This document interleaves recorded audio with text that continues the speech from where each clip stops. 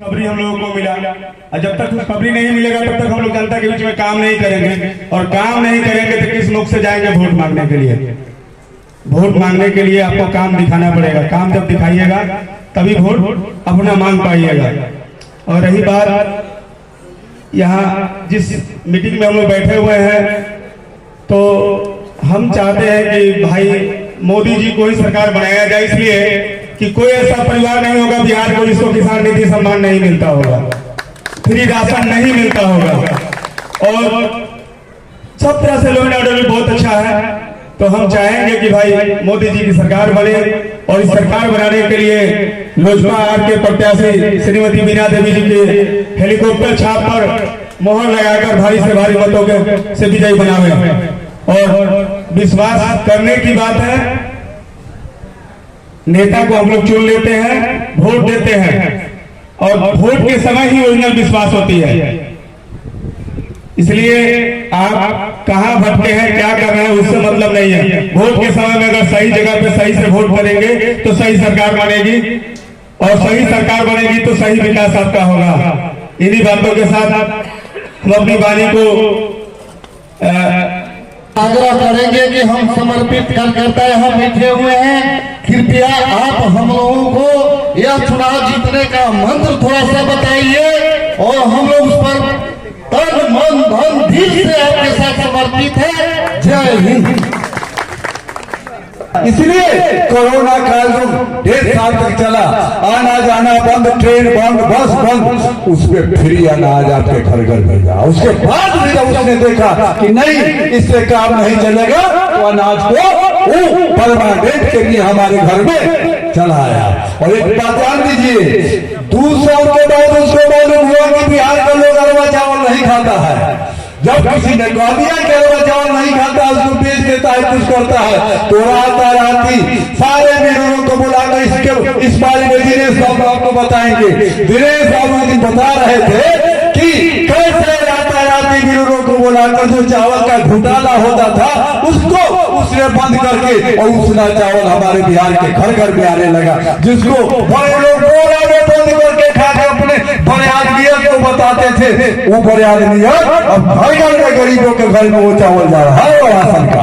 दूसरी बात, उसने दवा के बगैर लोगों को मरते देखा, दवा के बगैर लोगों को मरते देखा, इसलिए उसने 5 लाख का आयुष्मान कार्ड आपको दिया है कि कोई भी व्यक्ति दवा के बगैर नहीं मरेगा और स्वस्थ इलाज होगा बड़े से बड़े हॉस्पिटलों में।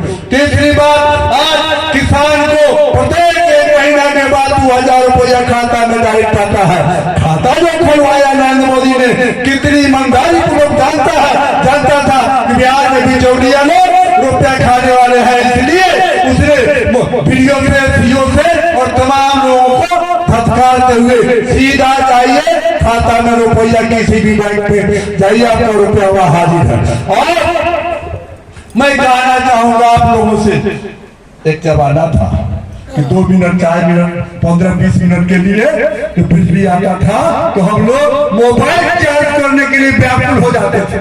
दूसरी बात, देवरिया के मंच पर जब नीतीश कुमार कहे 2005 में कि बिजली नहीं दे पाऊंगा तो मैं वोट मांगने नहीं आऊंगा, मैं धीरे धीरे मैं अपने आप को समझने लगा कि साथी गड़बड़ कुछ बोलूंगा, ये संभव नहीं है। लेकिन ठीक 6 महीना के बाद मैंने देखा मलंगार जी आप गवाह है, गांव घर घर एकदम बसवारी से लेके मोरई से लेके झोपड़ी से लेके रोड से लेके सड़क तक बिजली ही बिजली। और शहर में समझ लेके 2-4-5 मिनट के लिए कटता भी है, लेकिन देहात में बिजली नहीं कटता है। वो जानता है कि देहाती लोग बहुत ही मशक्कत की जिंदगी जीकर आगे बढ़े से उनको सुविधा था। इतनी बड़ी सुविधा नीतीश कुमार ने हमको दिया। एक बार सड़क देख लीजिए, मुजफ्फरपुर जाने में, पटना जाने में कितनी दुर्गति होती थी, सीतामढ़ी सीवर दरभंगा जाने में कितनी दुर्गति होती थी। 6 घंटा 7 घंटा में जा पाते थे हम लोग, अब 1 से 1.5 घंटा में पटना यहाँ से आप बैठिए गाड़ी पर, 1.5 घंटा के बाद पटना हाजिर है, दरभंगा हाजिर है, सीतामढ़ी हाजिर है। इस ऊंचाई नए सरकार का देन है। और लोग कहता है कि दिया नहीं, हम भूलक्कर है, नहीं तो दिमागी तौर से दिवालियापन है जो इतना आपको दे रहा है, उसको भी हम याद नहीं कर पा रहे हैं। भगवान हमको हवा देता है फ्री में, सूरज की रोशनी फ्री में। ऊंचा से एक बात जान लीजिए, नरेंद्र मोदी ने कहा है कि अभी ट्रेलर है, फिल्म बाकी है, और अगले फिल्म में बिजली भी वो फ्री कर देगा, ताकि अवधेश मुखिया जी आगे लेट से, ताकि किसी को किसी तरह की दिक्कत नहीं हो, किसी झोपड़ी में, और गरीब लोगों का बिजली कटने नहीं पाए, रोशनी में उसका बाल बच्चा पढ़े और आगे बढ़े। और तीसरी बात मैं कहना चाहता हूँ, बहुत तरह की बात जिसको आप लोगों ने दफना दिया है, पुनः अपना सर झुका रहा है, सर उठा रहा है, जिसको आपने प्यार की धरती से दफन कर दिया है, और नागनाथ साहबनाथ को पुनः कोशिश कर रहा है कि पुनः हम सर ऊपर करके हम लोग के ऊपर जबर अनुशासन करें। और इस साहेब की धरती सुशांत बाबू की धरती रही है, भगनाथ राय की धरती रही है, नौल बाबू की धरती रही है, और यहाँ के लोग इस बात को कभी बर्दाश्त नहीं करेंगे कि गुंडाराज पुनः आवे और हीरा देवी को एक एक वोट देकर हेलीकॉप्टर वाले झोपड़ी छाप।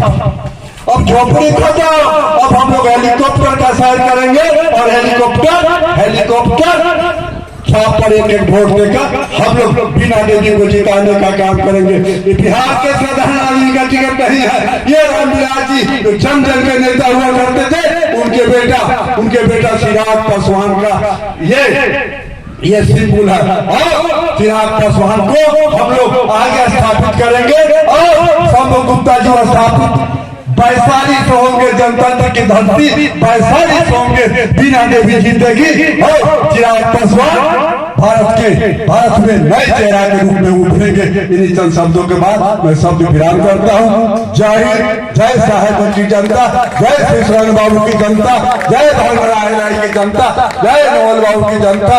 और मैं जेपी आंदोलन से जेल में आया हूँ, 18 महीना जेल में रखा रह निकले आया हूँ, और जनता की सेवा में करता रहता हूँ। जय हिंद, जय